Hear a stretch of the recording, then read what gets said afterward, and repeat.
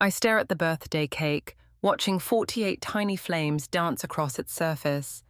Each one mocks me, reminding me how many years I've wasted trying to be the perfect mother. The perfect anything. Make a wish, mother.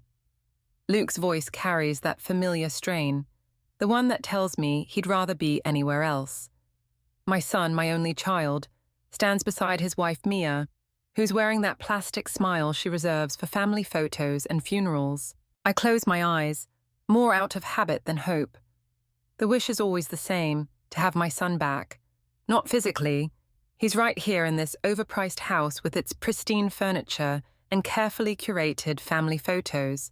I want the Luke who used to crawl into my bed during thunderstorms, who'd tell me about his dreams of building skyscrapers that touch the clouds. Hurry up, Grandma, the wax is dripping. Sophie, my 8-year-old granddaughter, bounces on her heels. Her brother Liam clutches his tablet, barely looking up. I lean forward, but Mia's voice cuts through the moment like a knife through butter. Actually, before we do cake, I think we need to discuss something. She smooths her designer dress, a gesture I've learned means trouble's coming. Luke and I have been talking, and we feel it's best if we establish some boundaries. The flames blur as my eyes water. Not today. Please, not today. The children need structure, she continues, each word precise and practiced. Your unexpected visits, the unplanned sleepovers, the excessive gifts, it's becoming disruptive to our family dynamic. Luke shifts his weight, staring at the hardwood floors that probably cost more than my yearly pension. Mom, we think it's best if you call before visiting, Mia interrupts, and maybe limit it to once a month, during designated family time. The cake's vanilla scent turns sickly sweet. My stomach churns as memories flash through my mind. Missing Luke's 10th birthday because of a double shift at the hospital, working Christmas Eve when he was 14, all those sacrifices I made to keep us afloat after his father left. I'm their grandmother, I managed to say, my voice surprisingly steady. You can't just... Actually, we can. Mia steps forward, her heels clicking against the floor like a judge's gavel. This is our home, our family. We need to do what's best for the children. Sophie's lower lip trembles. But I like when Grandma visits. Honey, go upstairs with your brother, Mia commands. The children shuffle away, leaving behind a silence heavy with unspoken accusations. I stand slowly, my knees weak. Luke? I look at my son, searching for any trace of the boy who once defended me against playground bullies who mocked his single mom. He won't meet my eyes. It's for the best, Mom. We need structure. Structure. The word echoes in my head like a death knell. 3 years of Mia's influence, and my son speaks in her carefully crafted phrases. I think you should leave now, Mia says softly, but her eyes gleam with triumph. We'll have the children call you next weekend. I gather my purse, my hands shaking. The birthday cake sits abandoned, its flame still flickering, waiting for a wish that will never come true. As I reach the door, I hear Sophie's muffled crying from upstairs. I'll show myself out, I whisper, though no one's listening anymore. The door closes behind me with a quiet click that sounds like the end of everything. But standing in the gathering dusk, watching the warm glow of their perfect family life through the window, something shifts inside me. The pain crystallizes into something harder, sharper. My best friend Ella was right. Sometimes the only way to save your family is to destroy the person who's poisoning it. I pull out my phone and dial Ella's number. She answers on the first ring as if she's been waiting. It's time, I say, my voice steady now. Help me take her down. Ella's kitchen smells like coffee and conspiracy. She slides a mug across her granite counter while spreading out old photos like tarot cards predicting my future. Each image shows Luke and me in happier times. Birthdays, graduations, the day he got his architecture license. The timeline stops abruptly 3 years ago, right when Mia entered the picture. Look at this one, Ella taps a Christmas photo. Remember how he used to light up when you gave him those architectural books? Now he only lights up when Mia approves his decisions. My voice sounds hollow even to me. Did you know she made him sell his vintage drafting table? Called it clutter. Ella's phone buzzes. She checks it, her expression hardening. Speaking of your daughter-in-law, my contact at her company just sent me something interesting. Apparently, Mia's been making some unusual moves lately. What kind of moves? She's been having private meetings with the board, pushing for complete control of her department. But here's the thing. 3 of her former employees filed complaints about hostile work environment, all mysteriously withdrawn within days. I grip my coffee mug tighter. Withdrawn how? That's what my brother Marcus is looking into. Ella leans forward, lowering her voice despite us being alone. He's good at finding skeletons in corporate closets, and Mia's closet, it's starting to rattle. My phone chimes. A text from Luke. My heart jumps until I read it. Mom, Mia and I discussed it. We think it's best if you don't contact Sophie and Liam directly anymore. All communication should go through us first. The mug slips from my hands, shattering on the floor. Coffee spreads like blood across the tiles. What is it? Ella rushes around the counter. I show her the text, my hands shaking. She's isolating them completely now, using Luke as her mouthpiece. Don't clean that up, Ella says when I reach for the broken pieces. She grabs her phone instead. Marcus, it's time. Get over here. 30 minutes later, Marcus arrives. He's nothing like I expected. More professor than private investigator, with wire-rimmed glasses and a quiet intensity. He spreads his own photos across Ella's counter, these showing Mia in various business settings. Your daughter-in-law's got a pattern, he says, arranging the images chronologically. Every company she's worked for, she's left a trail of broken careers behind her. People who opposed her either quit or got fired.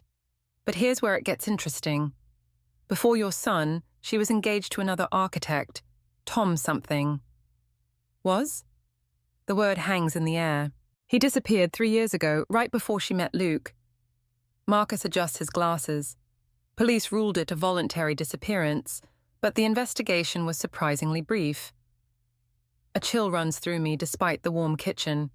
What are you suggesting? Nothing yet, but I'd like to dig deeper. He pauses, studying my face. The question is, are you sure you want to know what I might find? Before I can answer, my phone chimes again. A social media notification. Mia's posted photos from yesterday. My birthday cake is there, but I'm not. The caption reads, "Perfect family evening with those who matter most." The rage rises in me like a tide, washing away any hesitation. Find everything, I tell Marcus. Every secret, every lie, every skeleton. I want to know it all. Ivy, Ella touches my arm. Once we start this, there's no going back. Are you ready for what this might do to Luke, to the kids? I look at the Christmas photo again, at Luke's innocent smile before Mia reconstructed his world to her specifications. At the mother I used to be before I was branded a threat to their perfect family narrative. Mia started this war, I say, my voice steady now. She just doesn't know it yet. Marcus gathers his photos efficiently. I'll start with Tom's disappearance. Something tells me that's where we'll find our first crack in her facade. As they discuss strategy, I stare at the coffee stain spreading across Ella's floor. Like Mia's influence over my family, it seeps deeper by the second.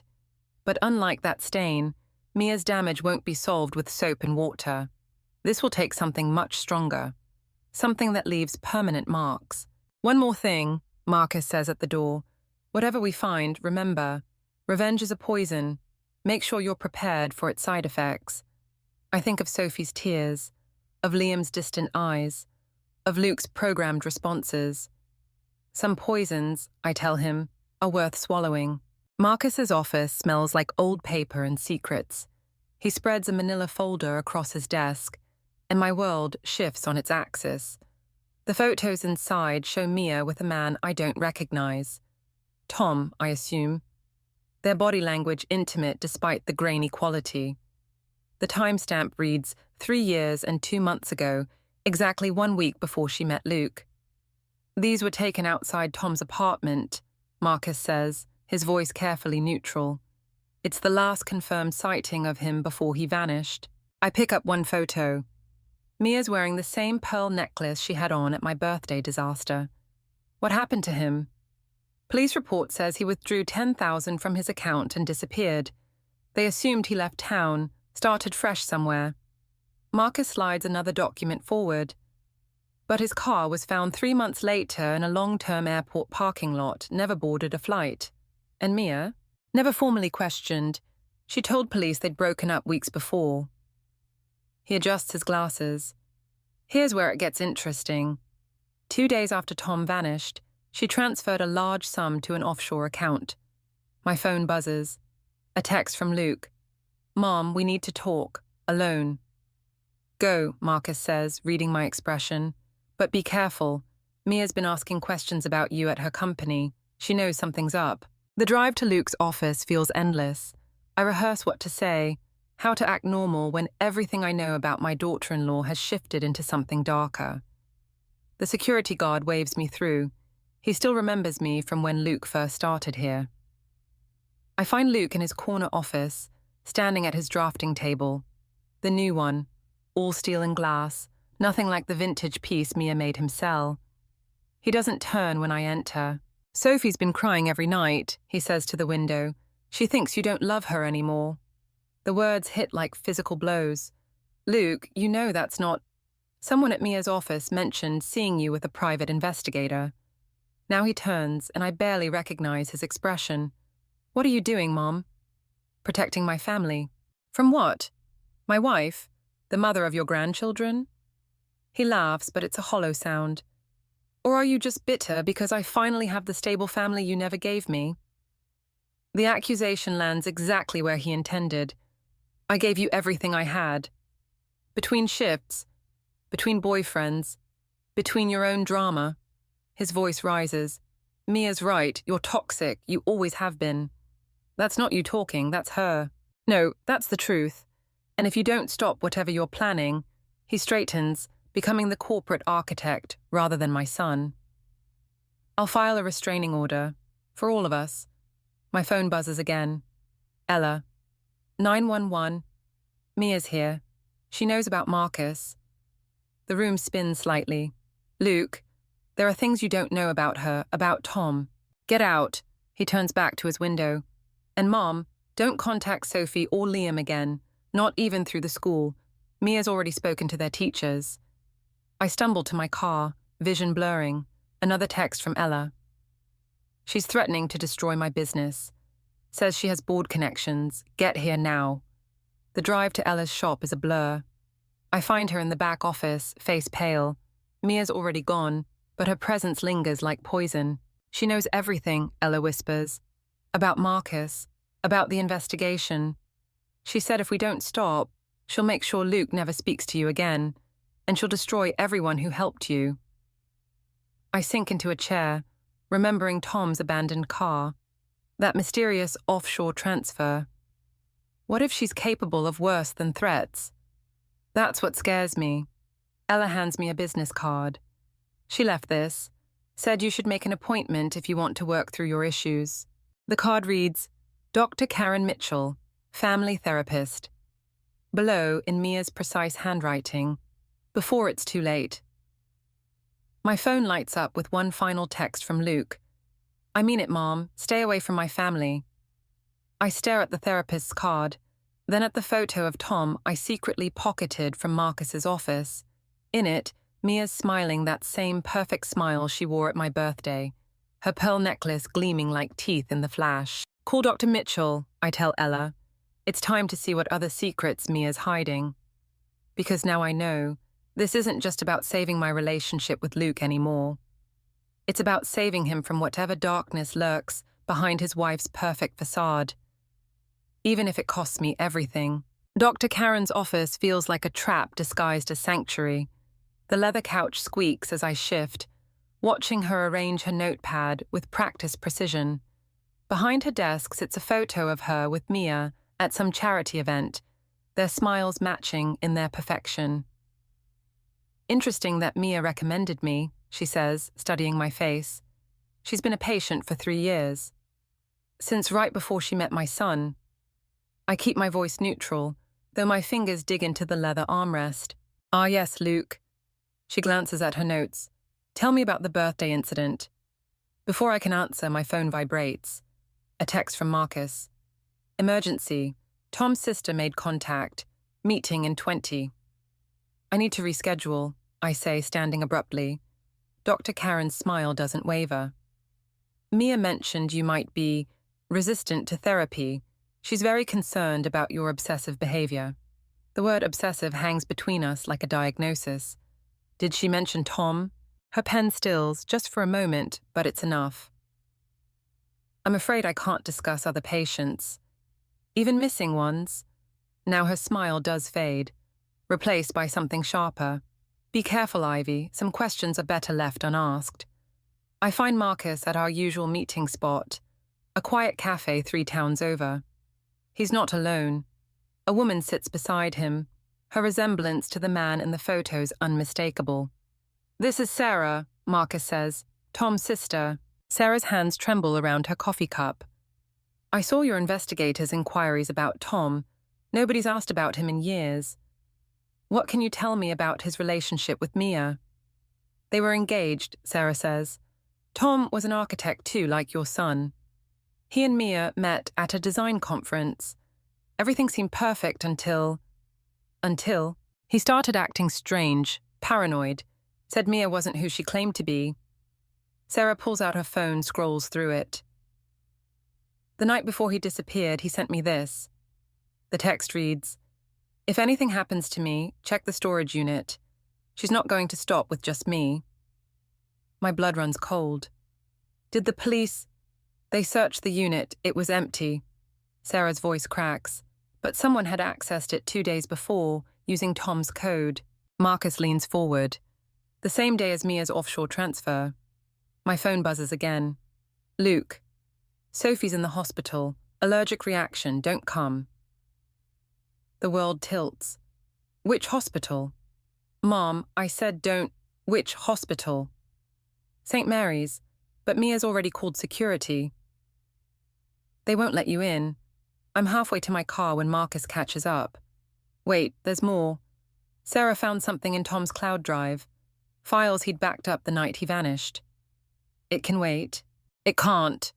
He grabs my arm. The files are about Dr. Karen. She's not just Mia's therapist. She was Tom's too, and 3 other people who vanished in the last decade. The pieces click together like a nightmare puzzle. Dr. Karen's calculated smile. The photo with Mia. The way she watched me when I mentioned Tom. My phone rings. Unknown number. Hello, Ivy. Dr. Karen's voice is silk over steel. I understand your granddaughter had an accident.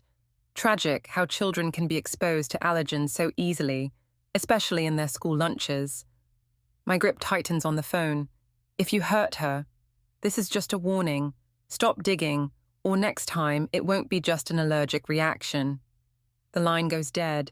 Marcus watches me, waiting. What do you want to do? He asks.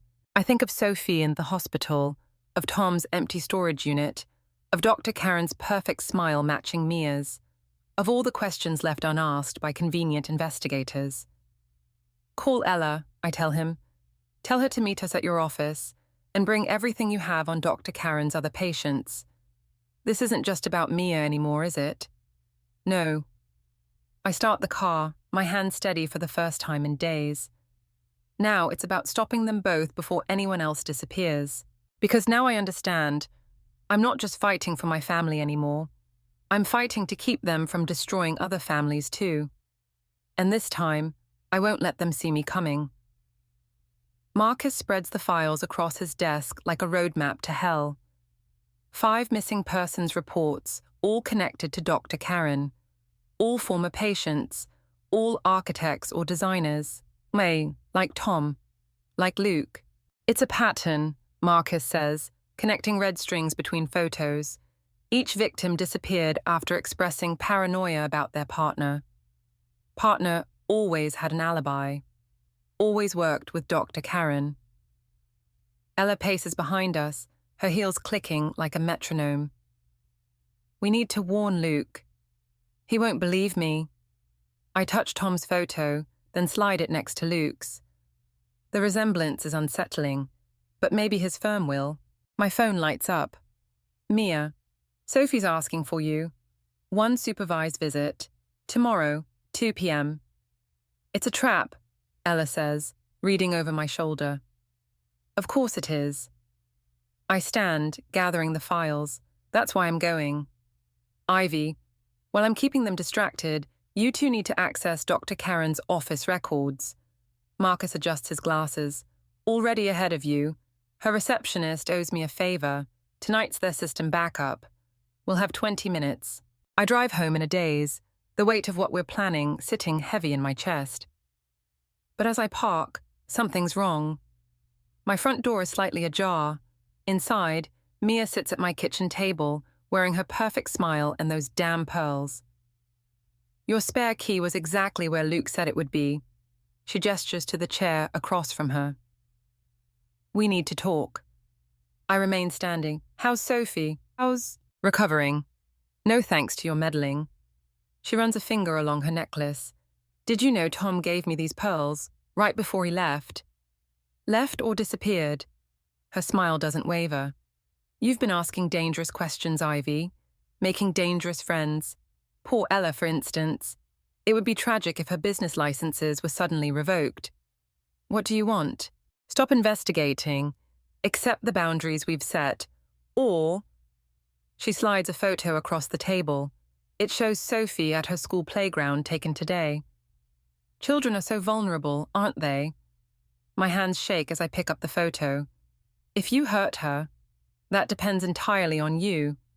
Mia stands, smoothing her dress. Tomorrow's visit is your last chance. Play nice, accept your role as the distant grandmother, and everyone stays safe. After she leaves, I call Marcus. Change of plans, we need to move tonight. The backup doesn't start until... Then we'll make it start sooner. I grab my car keys. How good is your receptionist friend at creating emergencies? 3 hours later, I watch through binoculars as Dr. Karen's office lights flip on. The emergency server crash worked. While the doctor deals with the crisis, Marcus and Ella slip in through the back. My earpiece crackles. We're in, Ella whispers. But something's wrong. These files, Ivy, they're not just patient records.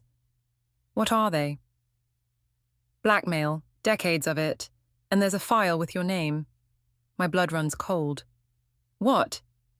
It's from 20 years ago, when Luke was 12, the night of the accident, the night I thought no one knew about, the night I'd buried so deep even Luke didn't remember it. There's more, Marcus cuts in. We found Tom's real file. He wasn't paranoid. He found evidence linking Dr. Karen to patient deaths going back 30 years. Mia was her patient even then. They were working together. A car door slams outside the office. Dr. Karen, returning early. Get out, I hiss. Now. But as I watch them scramble for the exit, another car pulls up, Mia's sleek sedan. My phone buzzes, a text from Luke. Mom, where are you? Sophie's asking for you. She's getting worse. Another text follows immediately, from an unknown number.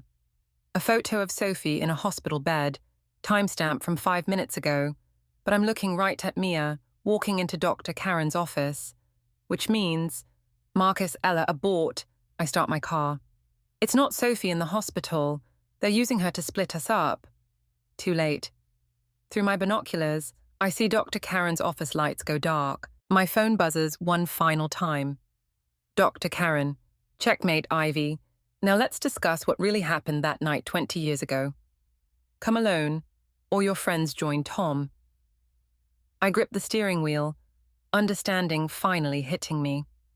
This was never about Mia controlling Luke. This was about Dr. Karen controlling all of us, and I just sent my only allies right into her trap. Dr. Karen's office is darker now, but her smile still gleams like a knife in moonlight. Ella and Marcus sit bound to chairs, while Mia stands guard by the door, those perfect pearls catching what little light remains. 20 years ago, Dr. Karen says, sliding a yellowed file across her desk, a 12-year-old boy was in a car accident. His mother claimed she swerved to avoid another vehicle, But there was no other car, was there, Ivy? My hands clench. You don't know anything about that night. I know Luke was asking questions about his father, about why he really left. She opens the file. I know you'd been drinking, and I know you convinced your son the memories were just trauma-induced nightmares. Mia's breath catches. For the first time, I see uncertainty crack her perfect mask. You're lying, I say, but the words taste like ash. Am I? Dr. Karen produces a tape recorder. Luke's 12-year-old voice fills the room. Mom was crying. She said Dad would never find us now. Then the car started spinning. Stop, my voice breaks. Imagine Luke hearing this, learning his mother nearly killed him, then spent 20 years gaslighting him about it. She clicks off the recorder. Of course, we could keep this between us, for a price. Don't listen to her. Ella struggles against her restraints. She's manipulating. Mia strikes her, the sound sharp in the darkness. Quiet. Here's my offer, Dr. Karen continues. Sign over your parental rights. Legally declare yourself unfit. Admit to your current unstable behavior and agree to institutional treatment. And if I refuse, then Luke learns everything about the accident, about your drinking, about how you've been stalking and harassing his wife. She gestures to a stack of photos, me following Mia, watching the house, meeting with Marcus. You'll lose him anyway, but this way we'll destroy him completely. My phone buzzes. Luke. Mom, where are you? Sophie keeps asking, please. TikTok, Mia whispers, her confidence returning. Choose quickly. Marcus catches my eye, subtly nodding toward his jacket pocket. Something glints inside, a phone still recording. But Dr. Karen notices too. She reaches into the pocket, pulls out the device, and drops it into a glass of water. Amateur move, Marcus, just like Tom's attempts to expose us. Where is he? I ask, playing for time as I inch toward her desk. The same place your friends will be if you don't sign. She slides a document forward. Choose your son's peace of mind over your selfish need for connection. My fingers brush the tape recorder. If I can just... Mia's hand clamps down on my wrist. Looking for this?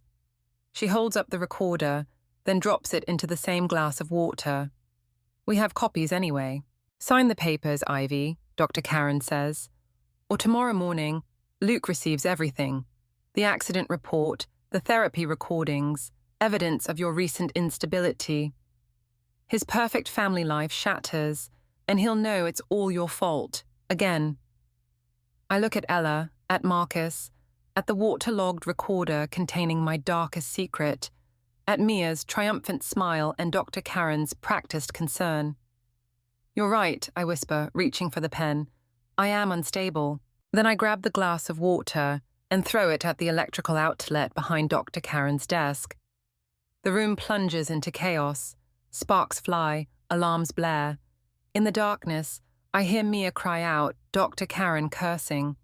I find Ella's chair by touch, start working on her restraints. Security will be here in 2 minutes, Dr. Karen shouts over the noise. You've just proved our point about your instability. Maybe, I say, freeing Ella, but I also just destroyed your only copy of that recording. Digital files corrupt so easily during power surges. As if on cue, her computer monitor flickers and dies. You're bluffing, Mia says, but her voice wavers. We have backups. Like the ones Marcus already encrypted when you let him into your system. I move to free Marcus.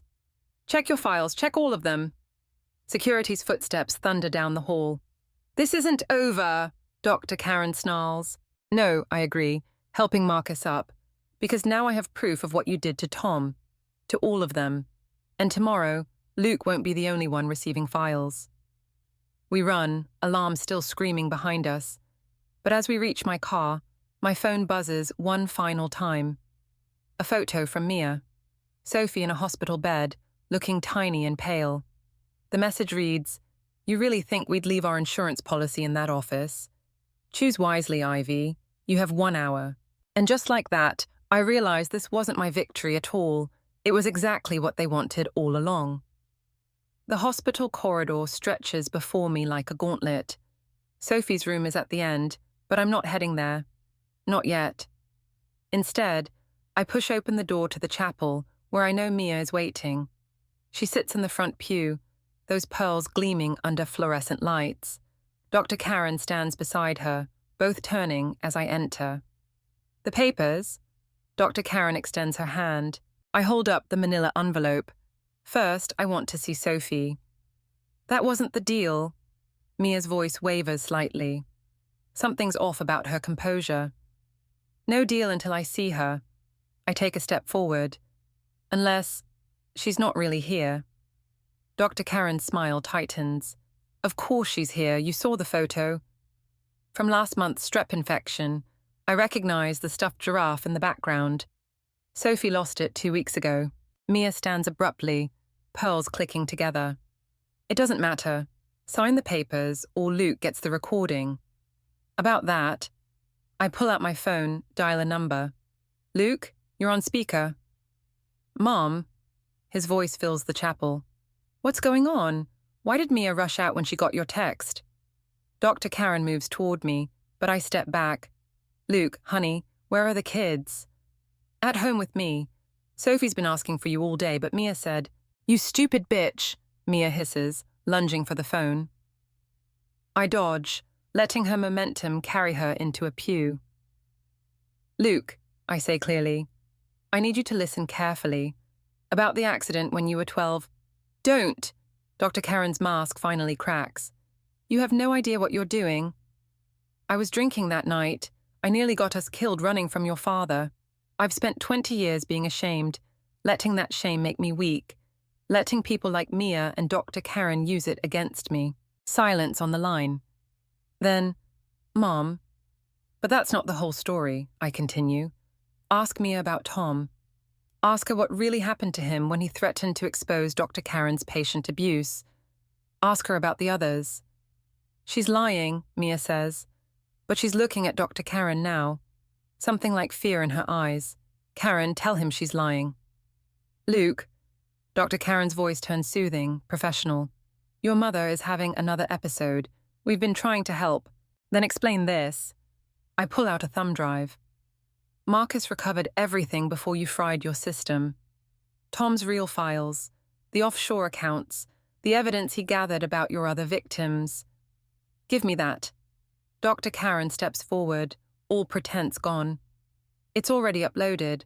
One call and it goes to the police, unless what? Mia demands, but she's backing away from Dr. Karen now, understanding dawning in her eyes. Unless you tell Luke the truth, all of it. How Dr. Karen manipulated you after Tom's death. How she's been using both of us, playing on our fears, our shame, making us hurt each other while she pulled the strings. Mia? Luke's voice cracks. What's she talking about? Mia touches her pearls, and suddenly I see them differently. Not a trophy from Tom, but a reminder, a collar.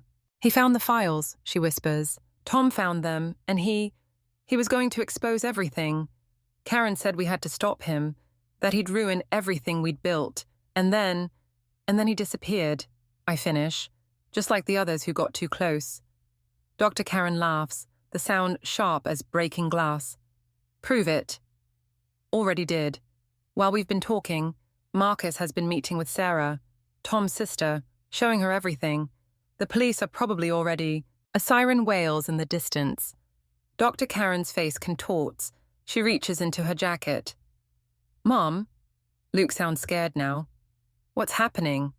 The gun looks almost delicate in Dr. Karen's hand. Give me the drive. But Mia moves first, knocking the gun away. It skids across the floor as they grapple, pearls scattering like drops of blood. Luke, I say calmly, I need you to hang up and call the police. Tell them everything. The chapel door bursts open. Marcus and Ella rush in with hospital security, and as Dr. Karen is wrestled to the ground, as Mia collapses in tears, as pearls roll across the chapel floor like scattered secrets, I realize. Sometimes the greatest act of revenge is simply telling the truth, no matter how much it costs you. The police find Tom's body exactly where Dr. Karen's files said it would be. I watch from my car as they excavate the foundation of her summer house, wondering how many other secrets are buried in concrete and lies. Sophie runs to me as I enter Luke's house, wrapping her arms around my waist. "Grandma, did you see? They arrested Dr. Karen on TV." "I saw, sweetheart." I stroke her hair, catching Luke's eye across the room. He looks exhausted, the weight of everything we've learned etched in new lines around his mouth. Mia sits at the kitchen table, her neck bare where the pearls used to be. She's agreed to testify against Dr. Karen in exchange for immunity. The truth about Tom, about all of it, will come out in court. "The investigators found more files," Luke says quietly, after Sophie runs off to play. "Other patients, other victims, going back decades. And now everyone knows." Mia's voice is hollow. "Everything I did, everything I helped her do." I sit across from her, studying the woman who tried to destroy me, who almost succeeded. She looks smaller somehow, without Dr. Karen's influence shadowing her. "Why did you stay?" I ask. "After Tom?" "She convinced me I was like her, that I needed her to be better." Mia's hands shake as she reaches for her water glass. "The same way she convinced you that your shame about the accident made you unworthy of Luke." Luke moves behind me, his hand touching my shoulder. A gesture so familiar it aches. "I remember that night, you know. Not just the accident. I remember you singing to me in the hospital, staying even when the nurses said visiting hours were over. I was so afraid you'd hate me when you learned the truth." "Mom." He squeezes my shoulder. "I've known for years. I found the old police report when I was 17. I couldn't bear to see you punish yourself anymore." Ella appears in the doorway, Marcus behind her. "They're ready for your statement, Mia." As Mia stands, she pauses. "The pearls. They weren't from Tom. Karen gave them to me after we..." She swallows hard. "I'm sorry for everything." I watch her leave with Ella and Marcus, remembering how this all started. With revenge, with rage, with the desperate need to protect what was mine. "What happens now?" Luke asks. Through the window, I can see Sophie and Liam playing in the yard. Their laughter carries faintly, a reminder of everything we almost lost. "Now we tell the truth," I say. "All of it. No more secrets, no more shame. Even the hard parts, especially those." I turn to face my son. I spent 20 years letting guilt control me, letting people like Karen use it as a weapon. But the real shame wasn't the accident. It was letting fear keep me from being the mother you deserved. He pulls me into a hug, and for a moment I'm back in that hospital room, singing softly to my 12-year-old boy. "Sophie asked if you'd stay for dinner," he murmurs. "Just dinner?" "For as long as you want, Mom." Later, as we set the table, one place setting more than before, my phone buzzes. A text from Sarah, Tom's sister. "Found something in his old things. A letter. You should see it." I look at my family through the doorway. Luke helping Sophie with her homework. Liam showing Mia his latest drawing. All of us broken and healing, learning to trust again. The text can wait. Right now, dinner's getting cold, and my grandchildren are calling my name. Because sometimes the best revenge isn't about destroying your enemies. Sometimes it's about rebuilding what they tried to break, even if the cracks still show, even if some wounds never fully heal. Sometimes it's enough just to be here, setting an extra place at the table, letting the past rest where it belongs, in silence, in truth, in peace. I put my phone away and join my family for dinner.